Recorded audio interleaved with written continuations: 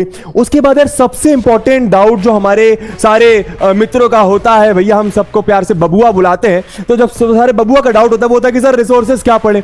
Sir कोई NCERT पढ़ रहा है, सर कोई एनसीईआरटी एग्जाम्पलर कर रहा है, सर कोई फलाना बुक ले आया मार्केट से, सर कोई ढिकाना बुक ले आया मार्केट से, सर मम्मी बोल रही है आरडी शर्मा कर लो, सर दोस्त आर एस अग्रवाल कर रहा है, सर कोई दोस्त ओसवाल कर रहा है। सर आखिर मैं क्या करूं, कुछ समझ में नहीं आ रहा। मैं बताता हूं, अगर आपको लगे कि भैया मैं आपसे झूठ नहीं कह रहा तो प्लीज आप यही फॉलो करिएगा। सबसे पहली चीज, आपका जो टीचर है उसको आंख बंद करके फॉलो करो। लेकिन एक एडवाइस, कभी कभी कोई टीचर ना ऐसे ही कुछ ही बताता है तो फॉलो मत करो, आपको समझ में आ जाएगा, वाइब आ जाएगा, ठीक है। तो यार सबसे पहले अपने टीचर को फॉलो करो। उसके बाद आपकी जो गीता है वो है भैया एनसीईआरटी। आपको एनसीईआरटी पर अपना पूरा फोकस देना है। समझ में आ रहा है, ठीक है। उसके बाद भैया, अच्छा एनसीईआरटी मतलब एनसीईआरटी के एग्जांपल्स भी और एनसीईआरटी के क्वेश्चंस भी, ठीक है। इस साल आपकी एनसीईआरटी चेंज हो गई है, आप कोई भी बोर्ड में हो तो प्लीज, चेंज होने का मतलब क्या, कुछ टॉपिक सीबीएसई ने जो पिछले 10 साल से आ रहे हैं, 20 साल से आ रहे हैं, डिलीट कर दिए हैं, तो प्लीज उन टॉपिक को मत पढ़िए। इसलिए मैंने बताया पहले आप अपना सिलेबस देखिए, ठीक है। एनसीईआरटी पढ़ी, उसके बाद यार पता है एक आपका आज मिथ क्लियर करता हूं।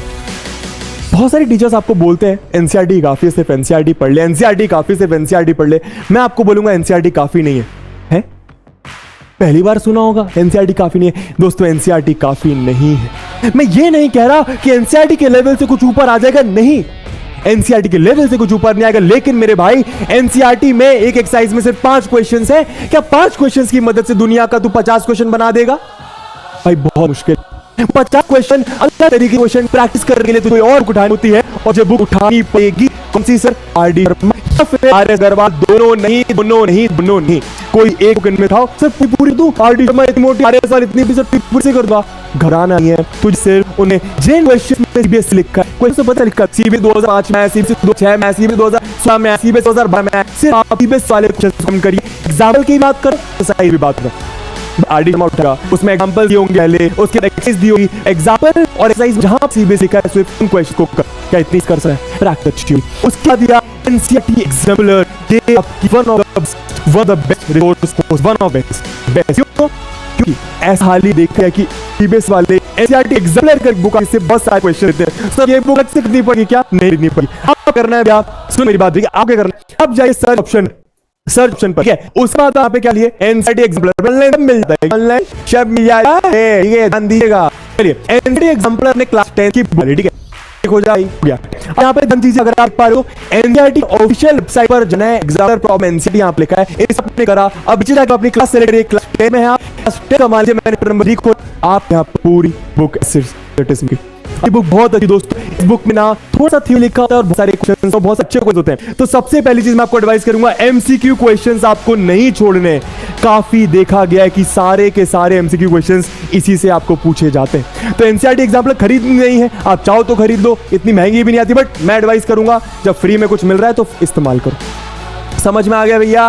ओके गुरुजी, वापस आते हैं। तो भैया एनसीईआरटी एग्जाम्पलर करना है, लेकिन उसके पहले लेक्चर वगैरह देखना, एनसीईआरटी करना, आरडीआरएस के सीबीएसई वाले क्वेश्चंस करना, फिर एनसीईआरटी एग्जाम्पलर करना। उसके बाद अगर लग रहा है कि भैया बहुत टाइम बचा है, अगर लग रहा है इतना काफी, लेकिन अगर लग रहा है बहुत टाइम है भैया, तो ओसवाल भी कर सकते हो, मेरी पर्सनल फेवरेट। अब होता क्या है कि भाई इन सबके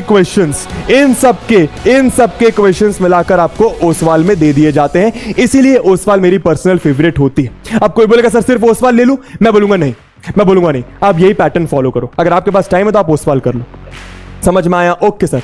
अच्छा, अब ये चीज क्या है भैया, सैंपल पेपर, इसके बारे में लास्ट में बताऊंगा। लेकिन हम लोग पता गलती क्या करते हैं, बहुत सारे आपके टीचर्स बोलते होंगे पीवाईक्यूज कर लो, पीवाईक्यूज मतलब प्रीवियस ईयर क्वेश्चंस कर, जो ऑलरेडी बोर्ड में आ गए हैं, 20 साल आए हैं। अच्छी बात है, उनको हम सैंपल पेपर के रूप में देंगे। मतलब सैंपल पेपर क्या है, जो पिछले साल के पेपर आके हैं उस साल का फिलहाल।